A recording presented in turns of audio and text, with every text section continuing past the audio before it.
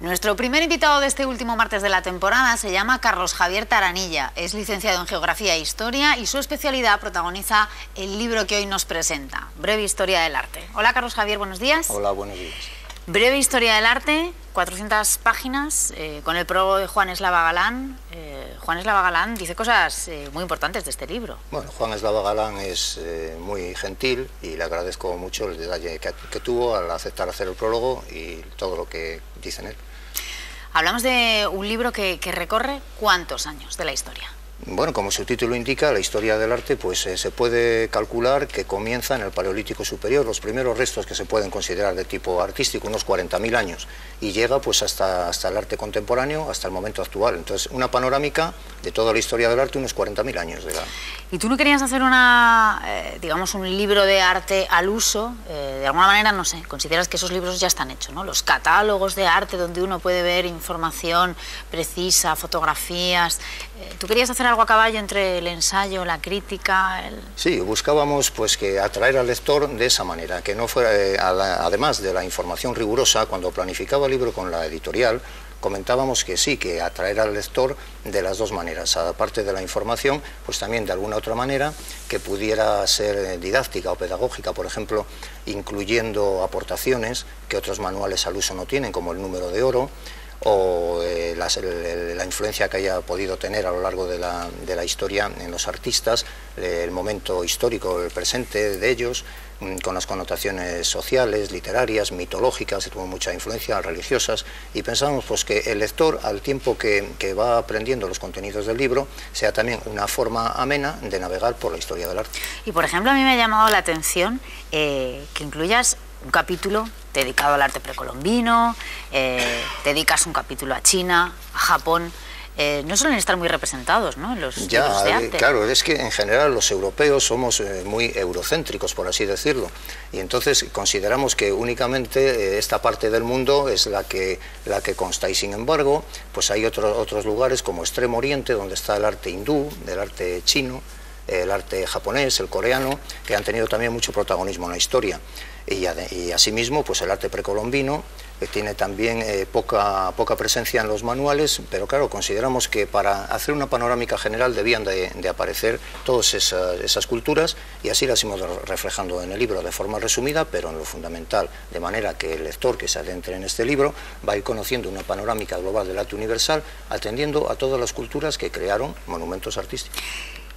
Hacía falta, ¿no?, incluir fotografías, son en blanco y negro. Tú lo que querías es incluir una pequeña guía que fuera, bueno, haciendo también más digerible, ¿no?, la lectura. A veces son esos detalles que si uno está leyendo agradece tener a mano, ¿no? Por supuesto, el arte está hecho a base de imágenes, la imagen vale más que 1000 palabras, entonces lógicamente todo lo que expresamos en los contenidos vamos buscando reflejarlo en las fotografías que hemos ido seleccionando, de manera que el lector pueda comprobar visualmente aquello que ha leído primero.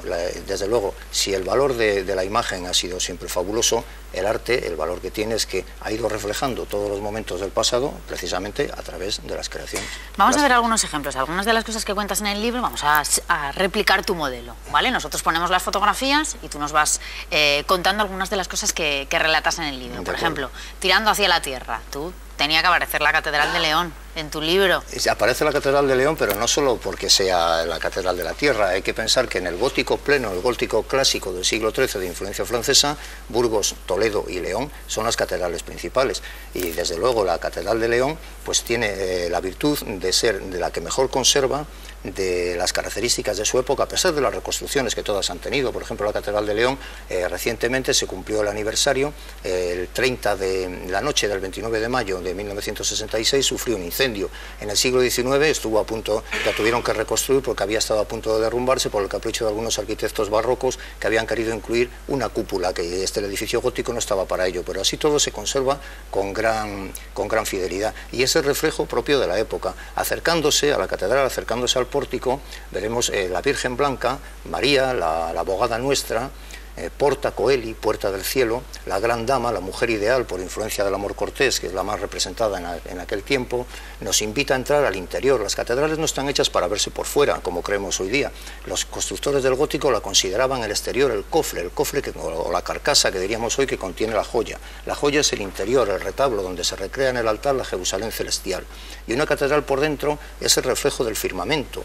Sus vidrieras de colores expresan la policromía del universo, el canto de la polifonía evoca el coro de los ángeles alabando al Señor, y los altos pilares en su impulso ascensional nos conducen también hacia la bóveda, las bóvedas del templo que rememoran la bóveda celeste. La Catedral de León es la joya de las vidrieras. En sus 1900 metros cuadrados de superficie, el viajero camina desde la frialdad de la mañana en los tonos azules fríos del crucero norte, donde se representan personajes del Antiguo Testamento, hasta los tonos cálidos del crucero del hastial sur, donde se representan ya personajes del Nuevo Testamento que vieron ya la luz. Y a poniente, el sol de la tarde ilumina el gran rosetón central con una doble simbología, el sol Cristo y la rosa María, que simboliza el triunfo de la Iglesia. Desde luego, las catedrales eran el mejor reclamo para los peregrinos. Sus altas torres les llamaban ya desde lejos y lo siguen siendo hoy día. Desde luego, esta lección hay que acompañarla de una visita, porque tú nos lo cuentas como un guía turístico. Desde luego, yo me la estoy imaginando. Cuando la cuento, la estoy contando según la veo,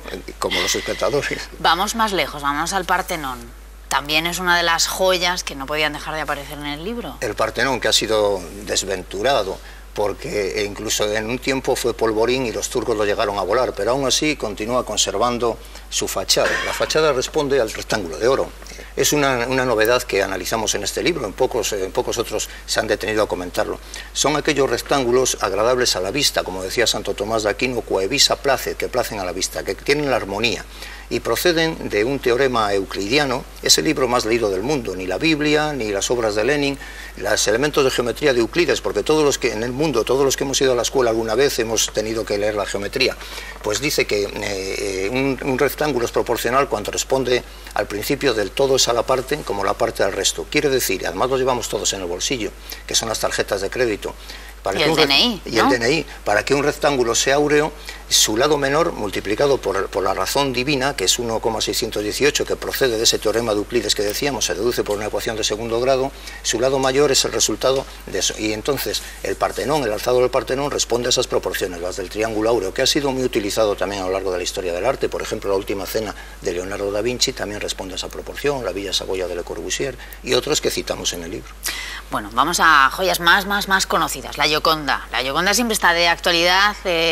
Cada poco tiempo surge alguna noticia que parece que quiere dar un poco la vuelta a lo que creemos saber de la Gioconda. Ya, la Gioconda, esa obra que siempre se ha tenido por enigmática, y desde luego pocas estarán tan identificadas como ellas. Es un retrato de Elisa del Giocondo, segunda esposa del burgués Francesco del Giocondo, que al haber respondido a su segunda maternidad, al haber tenido su segundo hijo, le causó tanta alegría tener herederos, que entonces le encargó el mejor retrato que se podía, el mejor regalo que había entonces para una mujer, que era un retrato del pintor más famoso. Y se le llama así, la Gioconda, porque era Lisa, doña Lisa del Giocondo. O sea, que tú no ves ninguna duda en... No hay ninguna duda, está identificada, es Lisa del Giocondo, la esposa de Francesco, y se le llama Mona Lisa porque Mona es la abreviatura de Madonna en italiano, la señora Lisa. No tiene ningún misterio mayor que esto. Y para terminar, vámonos a Egipto, que también teníamos que incluir algo. Háblanos de esta figura sin nariz. ¿Qué nos puedes contar? La desnarigada esfinge de Gizeh, que representa al faraón Kefren, según se cree. Es un animal fantástico, cabeza humana, que representa la inteligencia humana, y cuerpo de león, que simboliza la fuerza. En su tiempo estuvo policromada, de rojo. Lo mismo el cuerpo que la cabeza, y encima, como corona, que lleva una cofia, un emes con rayas amarillas simbolizando los rayos del sol. Está desnarigada porque un mameluco, un jeque mameluco, se sintió celoso de que los beduinos la adoraran, teniéndola por un ídolo, y entonces mandó desnarigarla, y se nota en el mismo rostro la entrada de dos cinceles en la nariz para ver si, viéndola fea, la dejaban de adorar. Sí, con el defecto, ¿no? Despertaba menos... Sí. Sí, así fue, y por eso se perdió. Bueno, es del Imperio Antiguo, unos 2400 años antes de Cristo, y representa el colosalismo del arte egipcio. Bueno, se nos ha acabado el tiempo, pero en 2 frases. ¿Más proyectos vas a seguir escribiendo sobre arte? Sí, bueno, con esta misma editorial, con Editorial Nautilus, tenemos ahora hemos proyectado otros 2 títulos en breve historia, uno dedicado al románico y otro dedicado al gótico, y también un diccionario de arte universal que publiqué hace un par de años, pues estoy en proyecto para reeditarlo y busco editor. Bueno, pues nada, queda dicho, si alguien se anima, ¿verdad? Carlos Javier, gracias por haber visitado la aventura del saber. Muchas gracias a vosotros. Gracias.